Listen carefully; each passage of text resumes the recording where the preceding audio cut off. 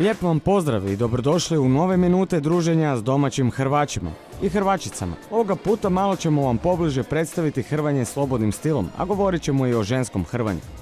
Održalo se i treće kolo doigravanja za naslov klupskog prvaka države, a mi smo bili na najnapetijem meču kola.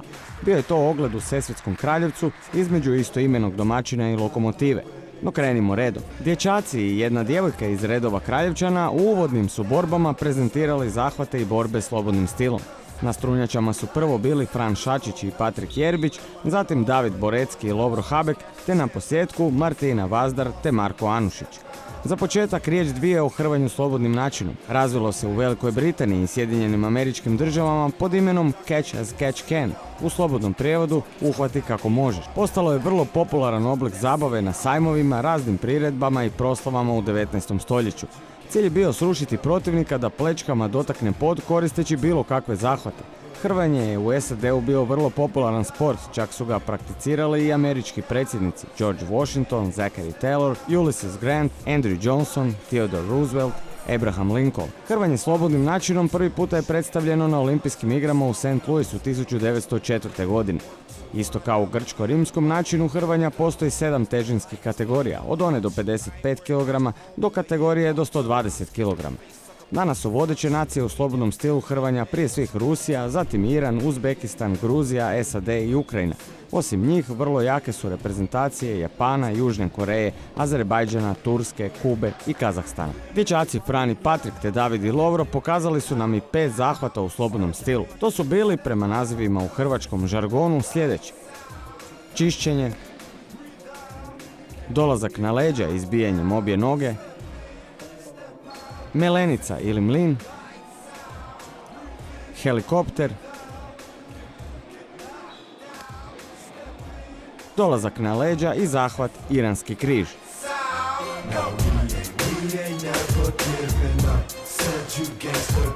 Kada je riječ o ženskom hrvanju, vrijede ista pravila kao i u muškoj konkurenciji, uz iznimku da je kod žena zabranjeno izvoditi zahvat koji se zove dupli Nelson.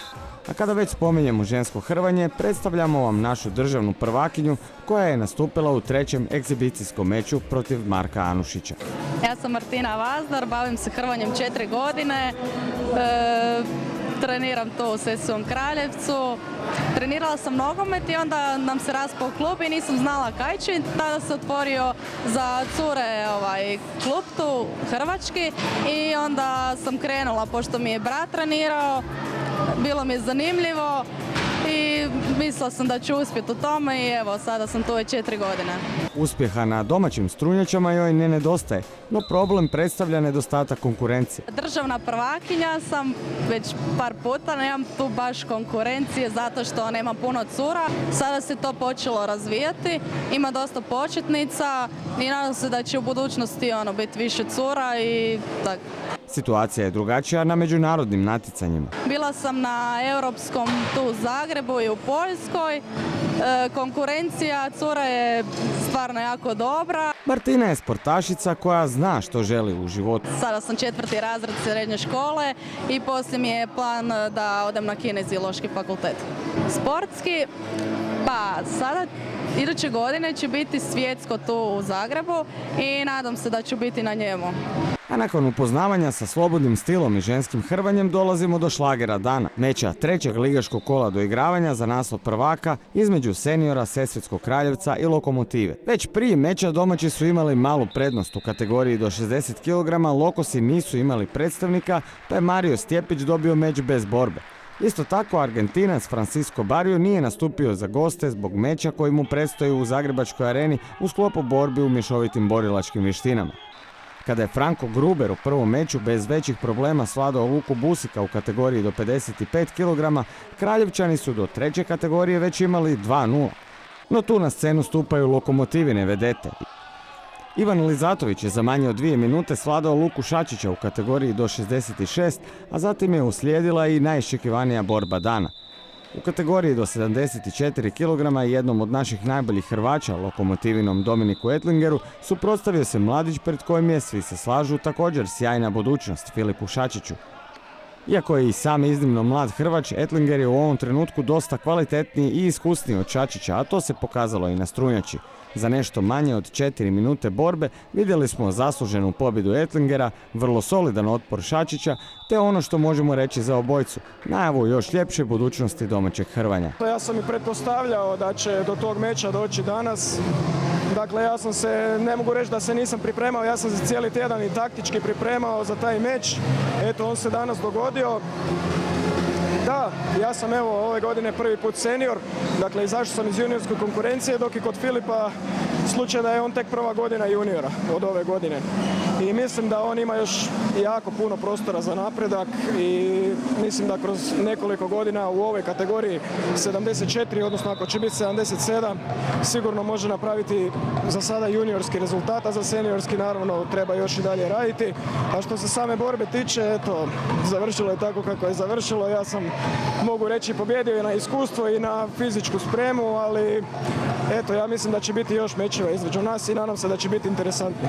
A onda je krenula drama do samog kraja. Rezultat je bio 2:2 kada su u kategoriji do 84 kg na strunjaču došli domaći predstavnik Filip Sesar i Lokomotivin Josip Bešlić. Bio je to sjajan meč u kojem je bolje otvorio Bešlić, no Sesar se pribrao i uzvratio, te je potpuna neizvjesnost trajala sve dok gotovo nije istekla i 5. minuta velike borbe.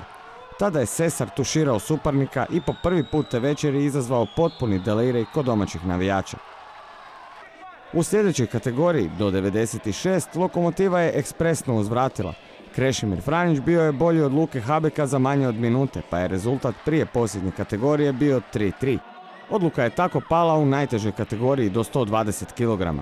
I Sesvetski Kraljevec i Lokomotiva spremili su za ovaj meč tajna oružja, domaći Franu Grebenara, gosti Ivana Matekovića.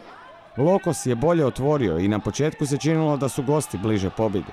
No onda se dogodilo ovo.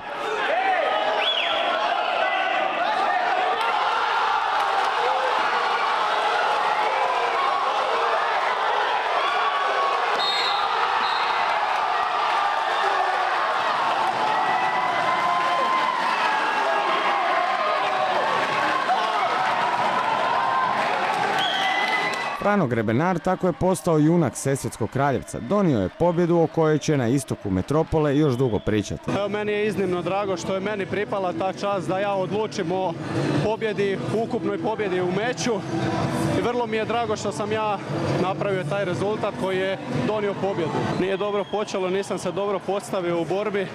Vidio sam da je protivnik čvrst.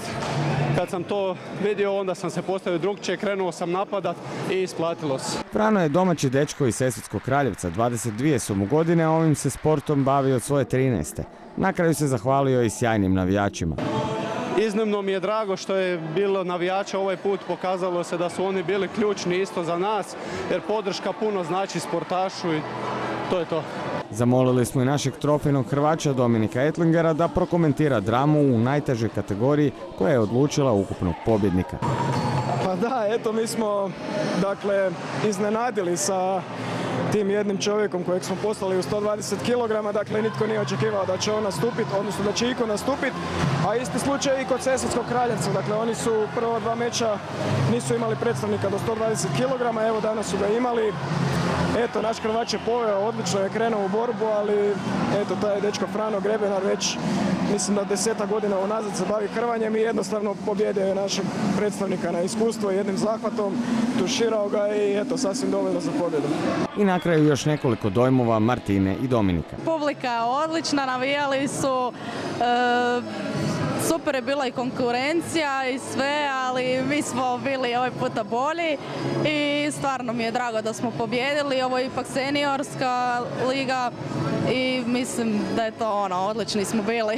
Htio bih pohvaliti Hrvatski klub Sesvetski Kraljevec koji evo danas je dokazao da ove ligaške mečeve stvarno organizira najbolje od svih klubova. A eto, današnji meč, možemo reći, mi smo dvije prijateljske ekipe, jako dobro se poznajemo, jako dobri smo prijatelji.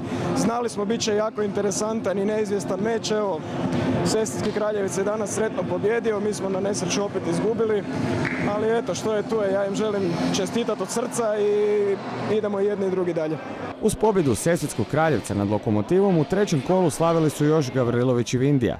Petrinjci su sa 6-1 bili kod kuće bolji od Sesveta, dok je Vindija u Varaždinu došla do treće ovosezonske pobjede. S maksimalnih 7-0 svladali su Liku i tako zadržali vrh ljestvice s 3 pobjede iz isto toliko mečeva. Mečevi četvrtog kola održat će se u nedjelju 27. listopada, također u dvorani u Sesvetskom Kraljevcu. Program će u 15 sati otvoriti Lokomotiva iz Sesvete, u 16 sati borit će se Sesvetski Kraljevec i Vindija, dok će u 17 sati biti meč Like i Gavrilovića. Istoga dana u dvorani Peščenica održat će se prvi turnir Lige za ostanak. Toliko za ovaj put, novi pregled hrvačkih događanja čeka nas sljedećeg tjedna. Ja sam Martina Vazdar i hrvanje je zakon. Breathe in, breathe out.